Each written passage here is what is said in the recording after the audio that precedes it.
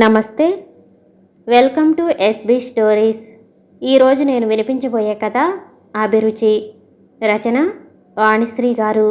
చదువుతున్నది ధనలక్ష్మి. ఇక కథలోకి వెళితే, మా సెక్షన్ ఆఫీసర్ రిటైర్ అయిన తర్వాత ఆయన స్థానంలో ట్రాన్స్ఫర్ మీద వచ్చాడు రామబ్రహ్మం. మా కాలనీలోనే సింగిల్ బెడ్రూమ్ ఫ్లాట్ అద్దెకు తీసుకున్నాడు. ఆయన భార్య ఊళ్ళో హెచ్ఎం ఉద్యోగం చేస్తుందట. అందువల్ల తను ఒంటరిగా ఉంటున్నాడు. ఇంకా 4 ఏళ్ళు సర్వీస్ ఉంది. ఎంతలో అయిపోతుంది. ఈ భాగ్యానికి ఆవిడని ఇక్కడకు ట్రాన్స్ఫర్ చేయించడం ఎందుకు? అయినా అదంత ఈజీ కాదు. వాడి కాళ్ళు వీడి కాళ్ళు పట్టుకోవాలి అన్నాడు. ఫ్యామిలీని ఎప్పుడు తీసుకొస్తారు సార్ అని అడిగినందుకు, ఒకరోజు నన్ను పిలిచి, చూడు శివరాం, మంచి పని మనిషిని చూడు.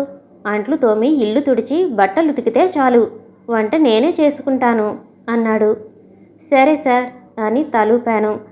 మా ఇంట్లో పనిచేసే రత్తమ్మను పంపించాను. తర్వాత చెప్తాలే అని తిప్పి పంపించాడు. సార్, పని మనిషిని పంపించాను, తర్వాత చెప్తానన్నారట. ఇప్పుడు అవసరం లేదా అని అడిగాను. రామబ్రహ్మం నవ్వి, అవసరం ఎందుకు లేదు, ఉంది.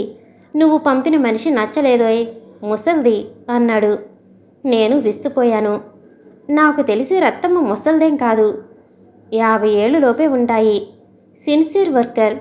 చెప్పించుకోకుండా అప్పగించిన పని చక్కగా చేస్తుంది.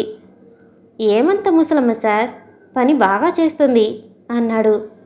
పనొక్కటేనా, ఇంకా చాలా సంగతులు చూడాలి అన్నాడు. మరొక 4 రోజులు పోయాక సీతాలక్ష్మి అని ఎదురింట్లో పనిచేస్తున్న ఆమెను పంపాను. సీతాలక్ష్మి నడివయసుది, 40 ఏళ్లుంటాయేమో. సీతాలక్ష్మి కూడా గోడకు కొట్టిన బంతిలా తిరిగొచ్చింది. సారు తర్వాత చెప్తానన్నాడు అని సేమ్ డైలాగ్ చెప్పింది. ఆఫీసుకు వెళ్ళాక నేను అడగకముందే చెప్పాడు రామబ్రహ్మం, నువ్వు పంపిన పని మనిషి నచ్చలేదోయ్. మరి కారు నలుపు, మోకంలో కళ కూడా లేదు. నాకు ఒళ్ళు మండుకొచ్చింది. పని మనిషి నచ్చలేదంటాడు, ఇదేం విడ్డూరం. పని చేయటం కదా ముఖ్యం. ఆవిడ నల్లగా ఉంటేనేం, ఎర్రగా ఉంటేనేం, తనేం పెళ్లి చేసుకోబోతున్నాడా నచ్చకపోవటానికి?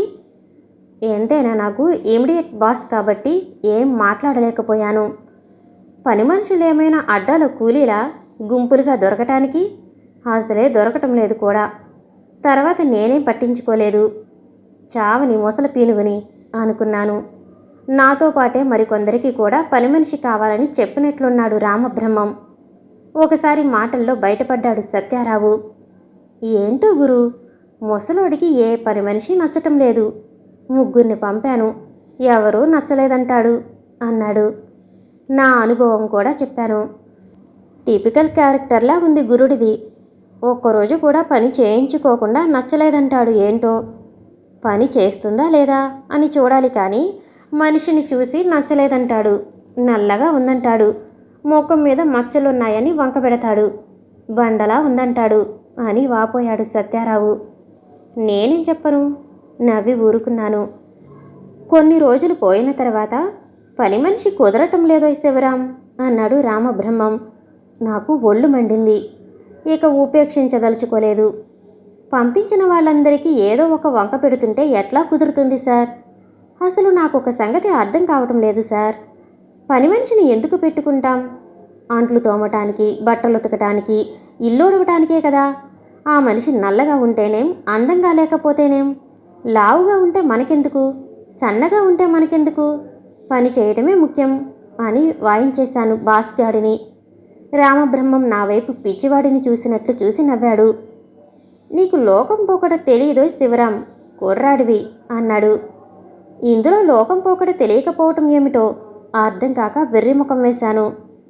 నేనా ఒంటరి మగాడిని, పని మనిషి ఆడది. నిప్పు లేకుండా పొగ రాజేస్తారు ఇరుగు పొరుగు. రామబ్రహ్మానికేం అని పుకార్లు లేవతీస్తారు.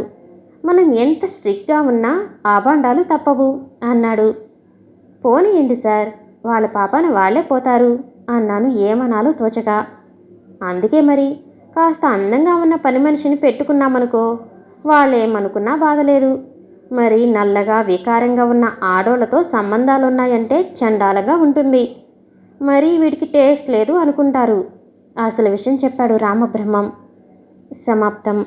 నేను వినిపించే ఆడియో కథలు, నవల్స్ మీకు నచ్చినట్లయితే మరిన్ని కథల కోసం షేర్ చేసి, లైక్ చేసి, సబ్స్క్రైబ్ చేసుకోండి. Thank you for watching.